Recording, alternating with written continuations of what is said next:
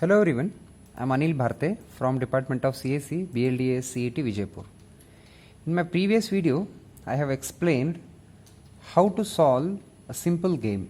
Simple game means there will be saddle point. By calculating minimum values in each row and maximum values in each column, we find saddle point.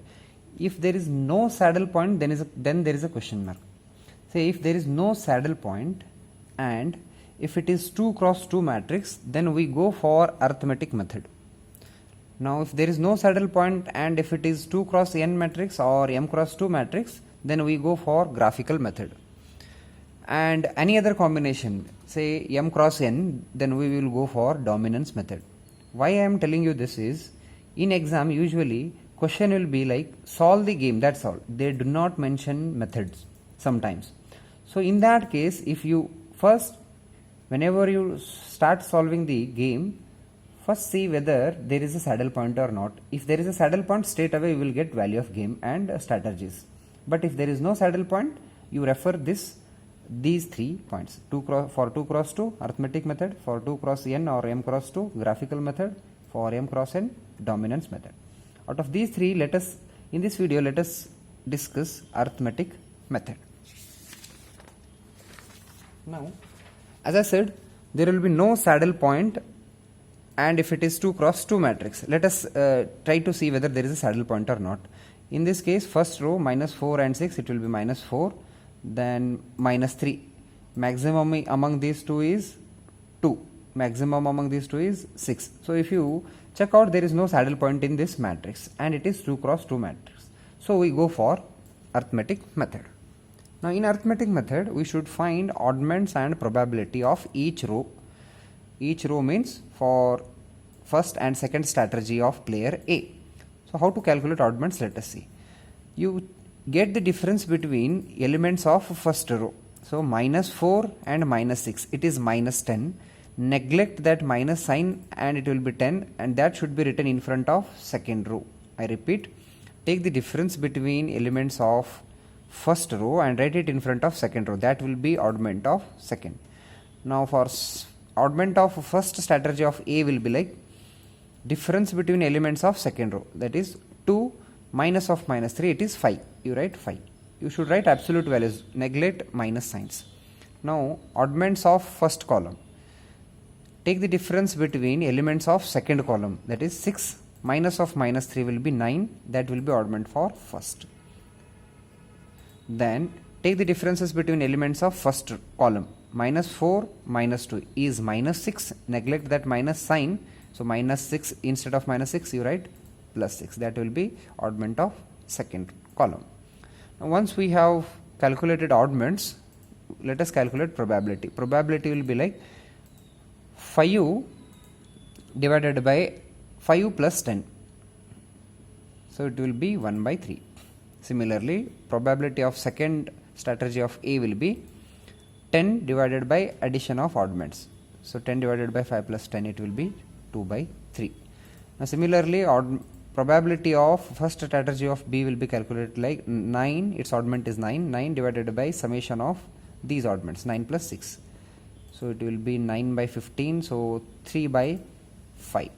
So similarly, it will be 6 divided by 15, so it is 2 by 5. Now once we have calculated probability, let us try to find optimal strategy for each player. Optimal strategy for player A will be, now in terms of probability we should write, because there is no direct optimal strategy as we have got in simple games. Here optimal strategy for player A will be these probabilities, that is 1 by 3 comma 2 by 3. So probability of using first strategy for player will be 1 by 3 and probability of using second strategy for A will be 2 by 3. So similarly, let us write it for B. So for B, 3 by 5 comma 2 by 5 are the optimal strategies. So as I said in the previous video that in every question we need to find value of game and strategy, optimal strategy. So we are done with optimal strategy. Now let us try to find value of game. So to find value of game, we have 4 ways. Like first way is using A's oddments when B plays with first strategy. Using A as oddments means these are the oddments of A, like these are the oddments of A,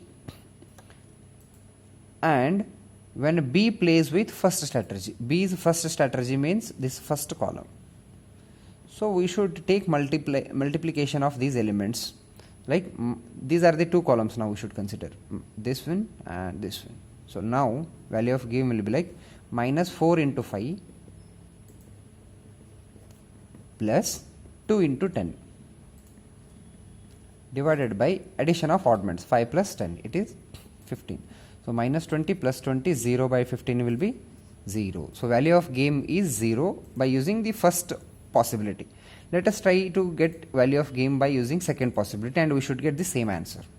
Now this time using A's oddments when B plays with second strategy, means this column remains same because using A's oddments and when B plays with second strategy. Now let us consider these columns, 6 into 5 plus minus 3 into 10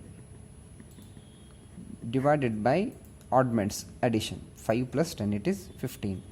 Now 30 minus 30, again it is 0. Observe, you will get 0 or same value of game for all 4 cases. Now third case will be like using B's oddments when A plays with first strategy.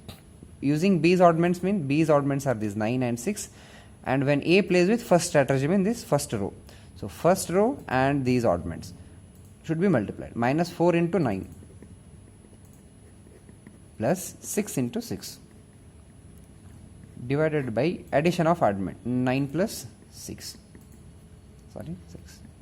So 36 and 36, it will be again 0. Similarly for fourth case, using B's oddments when A plays with second strategy. So let us consider these two rows.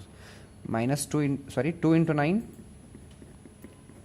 plus minus 3 into 6 divided by 9 plus 6.